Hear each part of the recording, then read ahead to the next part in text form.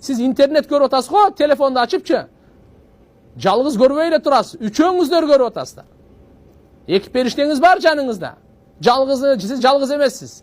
Эмнени көрүп атасыз? Алла менен. Ал периштелер жазып атат. Эмнени көргөндү жазып атат.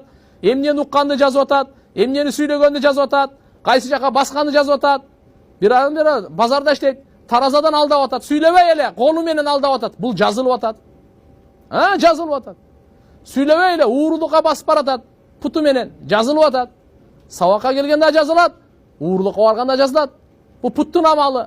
Адамдын денесинен чыккан амалдардын бардыгын периштелер жазат.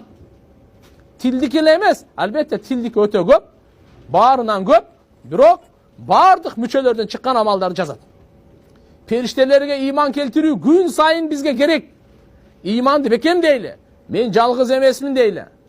Учур-учурунда айтып коюңуз. Периштелер жазып атасыңарбы деп койгула. Жакында туруп айтып койгула. Ла илаха иллаллах деңиз, периште жазып атасыңбы деп коюң. Алхамдулилла деңиз, жазып атасыңбы деп коюң. Аллаху акбар деп коюңуз, жазып атасыңбы деп коюң. Бирөө сизди ушактап келсе, ошого сөз кайтарайын дедиңиз да, сабыр кылдыңыз дагы ачууңузду жуттуңуз, периштеге айтыңыз. Жаздыңбы деп коюңуз. Мына, мен ушактаган жокмун, жазып атасыңбы деп коюң. Мен мына тарат алдым, жаздыңбы деңиз. Сажда кылдым, дуа кылдым, жазып атасыңбы деп коюң. Иманды бекемдейли. Иманды бекемдейли.